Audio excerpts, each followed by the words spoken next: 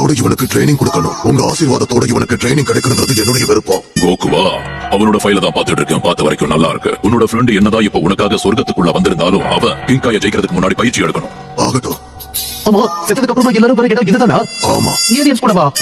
எல்லாரும் இங்கதான் வருவாங்க. ஆனா அதுக்கப்புறம் அவங்க வாழ்க்கை எப்படி இருக்கணும்னு இங்கதான் முடிவாகும். ஐயா, இந்த ராடிக்ஸ்ங்கறவன் எங்களுக்கு முன்னாடி இங்க வந்தானா? எனக்கு அவன் ஞாபகம் இருக்கு. அவன் உன்னுடைய பிரதர் கரெக்டா? அவன் நரகத்துக்கு போய்கிட்டு இருக்கான். நீயும் போகணுமா? உங்களுக்கு ஏதாவது தொந்தரவு கொடுத்தானா? எனக்கே தொல்லையா? ஆனா நான் பதிலுக்கு கொடுத்த தொல்லையில அவன் போயிட்டான். ஆஹா, அப்போ அவனை விட நீங்க பெரிய ஆளு போல இருக்கே. ஏப்பா, நான் அவனை இங்க இருந்து இந்த பெரிய மனுஷன் ட்ரைனிங் எடுத்துக்கலாம். சத்தம் போட்டு பேசாத. கிங் எமாவுக்கு மரியாதையை கொடுக்க கத்துக்கோ. அப்படி தயவு செஞ்சு அமைதியா இரு. கிங்கா இவரை விட பயங்கர ஸ்ட்ராங். நீ அமைதியா பேசினாலும் உன்னை நரகத்துக்கு அனுப்புற உன்னை பத்தி பேசியிருக்க. என்னது கேட்டுச்சா? ஐயா, உங்களுக்கு இருக்கிற காது பாம்பை விட மோசமான காது. ஆனா நான் உங்களை பத்தி எல்லாம் பேசல.